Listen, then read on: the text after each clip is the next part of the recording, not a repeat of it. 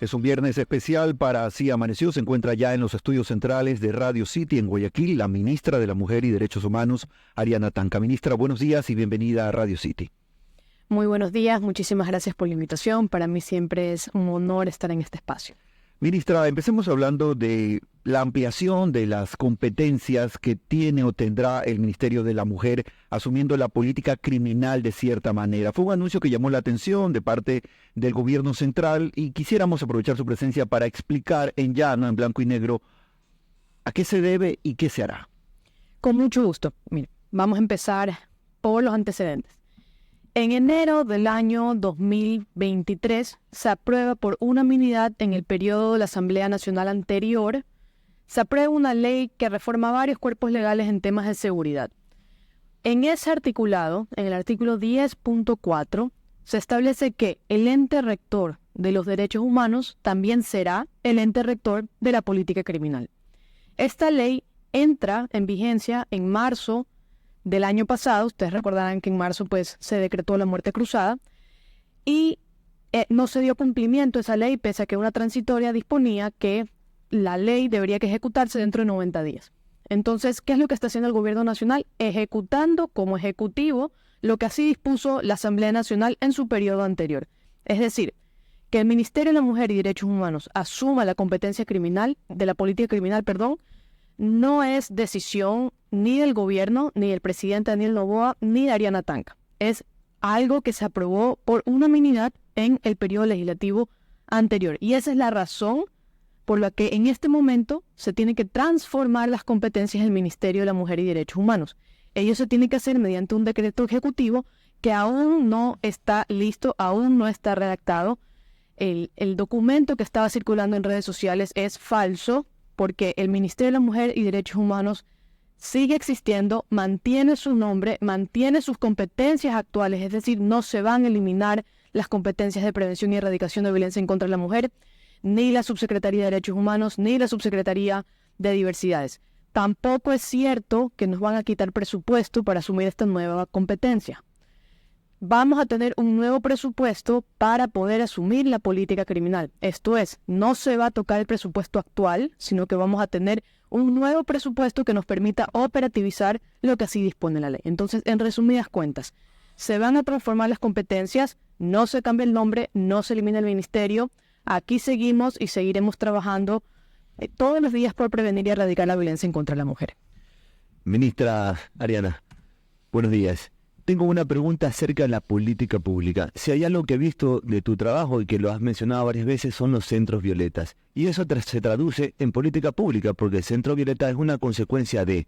Ahora, ¿a dónde miras que debería estar, digamos, el acercamiento y la profundidad de lo que haga tu ministerio con la ayuda de los privados? Porque sin duda necesitan la ayuda de los privados para realmente hacer un cambio en esta atención directa a casos que no solamente devienen de la violencia intrafamiliar, sino que devienen tal vez del desempleo, de la asumir responsabilidades que dependerían de una pareja que caen o recaen sobre una persona, ya sea porque se fue, porque nunca estuvo o porque simplemente no le interesa. De acuerdo. Nosotros tenemos el proyecto de inversión de los centros violeta que empieza en el año 2018 y tiene que terminar para el año 2025. El objetivo del proyecto de inversión de los centros violeta es que exista un centro violeta en cada una de las provincias del país. Actualmente tenemos 8, este año tenemos que abrir 5 más que lo estaremos haciendo a partir de agosto. Y yo estoy muy de acuerdo contigo, la empresa privada es fundamental. Y de hecho en los primeros 100 días de esta gestión logramos tener el apoyo de una empresa privada para abrir un centro violeta en el Coca, en Orellana. Y esta es la primera vez que se hace bajo este modelo de gestión justamente de la mano de la empresa privada. ¿Y por qué para mí es importante la participación de la empresa privada de cara a los temas de la violencia basada en género? Porque justamente, mira, este año estuvimos en febrero en la CSW en Nueva York, es una conferencia, una comisión sobre los mecanismos jurídicos y económicos de la mujer, sí, es justamente de la ONU. Y justamente en este foro se habló de la importancia de incluir a los diferentes actores estatales y privados y sociales para luchar en contra de la violencia basada en género. ¿A qué va esto? Es que no solo es responsabilidad de este ministerio. Sí, nosotros tenemos la prioridad y somos el ente rector, pero estamos obligados a trabajar no solo con el resto de carteras de Estado, sino con el resto de instituciones del Estado. trabajamos de la mano con el Consejo de la Judicatura, con la Fiscalía, con la Policía Nacional, con las Fuerzas Armadas, con la Asamblea Nacional, ¿no? Porque yo siempre digo, la lucha en contra de la violencia basada en género no es de ningún partido político. Yo creo que es una lucha que todos los ciudadanos y todos quienes estamos en la función pública es algo que tenemos que promover desde cada uno de nuestros espacios. Entonces, justamente, para mí es importante esa responsabilidad compartida y hacer partícipes de esta lucha a los diferentes miembros de la sociedad, porque solo así, poco a poco, podremos ir erradicando la violencia basada en género en los diferentes ámbitos, en la política, al interior de la familia, en los colegios, en las universidades, y por eso es muy importante el involucramiento no solo del Estado, pero también, por ejemplo, de las universidades, con quien también tenemos una excelente relación, con las empresas privadas que, por ejemplo, ahora tienen que presentar un plan de igualdad de oportunidades y prevención de acoso dentro de los espacios laborales. Entonces, es un trabajo que yo estoy de acuerdo.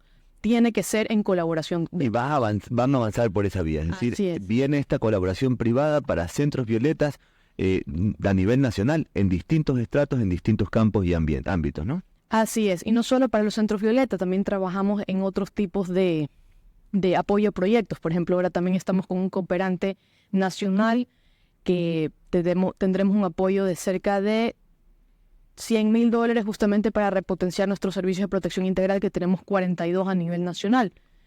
Estos servicios de protección integral brindan asistencia psicológica, legal y trabajo social gratuita a todas nuestras usuarias. Y lamentablemente, en el rato que yo asumí esta cartera de Estado, pues, me dio mucha pena ir, por ejemplo, al SPI de Durán. No tenían computadoras funcionales, ¿no? Estaba la computadora, pero de ahí que funcione es otra cosa. Que tenga internet también. No había internet. Yo por eso estoy muy orgulloso de nuestros funcionarios, porque realmente tienen un compromiso enorme. Por ejemplo, atendían a las usuarias con el internet del teléfono. Con sus datos, claro. Que no tiene que ser así, porque los ciudadanos tienen que tener un servicio de calidad. Servicio público de calidad. Así es, porque tenemos que quitarnos esta visión de que el servicio público es malo, de mala calidad. No, tenemos la responsabilidad, y justamente ese es un compromiso del gobierno nacional y sobre todo del gabinete sectorial social, de mejorar la calidad de los servicios públicos, y justamente parte de eso es poniendo al ciudadano en el centro y poder saber qué piensan los ciudadanos sobre cómo se están dando los servicios. Entonces estamos también empezando un proceso de hacer una evaluación comunal, por así decirlo, de todos los servicios que estamos dando, justamente para poderlos mejorar. Ministra, son las 8:47 de la mañana, estamos con la ministra Ariana Tanca, ella es la ministra de Mujer y Derechos Humanos. Ministra, la he visto por redes sociales recorriendo el país. Tal vez no tengamos el tiempo para la siguiente respuesta, pero ¿qué le ha dicho a las mujeres de lo que sienten, de lo que viven, de lo que pasa en el Ecuador de hoy? Pues no estamos hablando del Ecuador del siglo XIX, estamos hablando del de hoy. Y me imagino que a veces se le hace el corazón chiquito. Cuéntenos algo. Sabes que es todos los días. Todos los días nuestras usuarias llegan con diferentes historias, y es algo que sí me gustaría compartirlo. Desde los estratos más altos hasta los más bajos sufren de violencia basada en género. Ahora, por supuesto que, por ejemplo, cuando vamos a territorios, un par de semanas estábamos en Pujilí y tuvimos un acercamiento, un conversatorio con diferentes mujeres, sobre todo indígenas, y ellas no sabían que existía el Ministerio de la Mujer y Derechos Humanos. Imagínense. Y en el rato que nosotros les decimos somos el Ministerio de la Mujer y Derechos Humanos, que estamos haciendo con unas brigadas, se les iluminan los ojos. No pueden creer que existe un ministerio que está 24/7 dedicado a pensar cómo vamos a hacerle mejor la vida a las mujeres de este país para tener una vida digna y libre de violencia. Imagínate que las mujeres que nacimos en los 90 somos la primera generación que nacen con el derecho a tener una vida libre de violencia. Y aún así hay mujeres que no lo saben. Y hay mujeres que normalizan esta violencia. Sobre todo en el área rural. En el área rural la situación es crítica. Exacto, el acceso a la educación. Pero muchas veces no están conscientes de que están en un círculo de violencia. Entonces, por eso nuestro trabajo... Es normal para ellos. Así es. Y nuestro trabajo, justamente la prevención, apunta hacia allá. Pega marido es. Apela justamente eso, hacer un trabajo social justamente para sensibilizar a nuestras usuarias de que no es normal que te peguen, no es normal que te controle tus ingresos, no es normal que te humillen dentro y fuera de la casa. Porque lamentablemente hay esta percepción, y no solo en las comunidades indígenas ni en el área rural, sino en la sociedad en general, que el golpe es el único símbolo de violencia, y no es así. Porque de hecho la violencia que más incide en la mujer ecuatoriana es la violencia psicológica. Y la violencia psicológica es un enemigo silencioso y transparente, es invisible, no se ve. Entonces también nosotros trabajamos mucho con las mujeres, sobre todo con las niñas, en empoderarlas en sus derechos y que sepan ¿Cuándo están en estas señales de alerta? Nosotros trabajamos con una metodología que se llama el violentómetro, que son diferentes escalas de violencia, siendo la última el golpe físico y un lamentable delito, por ejemplo, de femicidio. Entonces la gente piensa que de un día para otro sube exponencialmente la violencia. No es así. Es primero te va controlando. Primero te va controlando cómo te vistes, cómo tus ingresos, diferentes expresiones que te humillan, que hacen a las mujeres chiquitas. Y ya cuando eso se va normalizando, luego vienen, por ejemplo, los golpes. Y no necesariamente tienen que ser físicos. Yo creo que aquí todos hemos escuchado, por ejemplo, que los hombres no pueden controlar su ira y golpean entre la pared. Eso también es un símbolo de violencia, algo que nos debe alertar, exacto.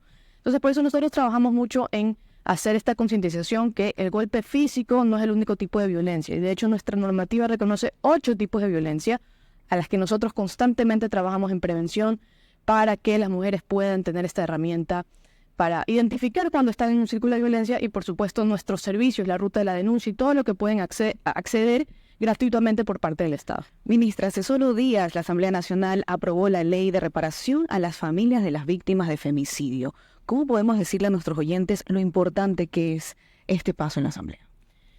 La reparación es uno de los ejes más importantes de cara a la violencia basada en género. Se trabajan normalmente en 4 ejes: prevención, atención, protección y reparación, ¿no? Este es uno de los ejes que de hecho también están en la normativa. Que está en deuda el Estado.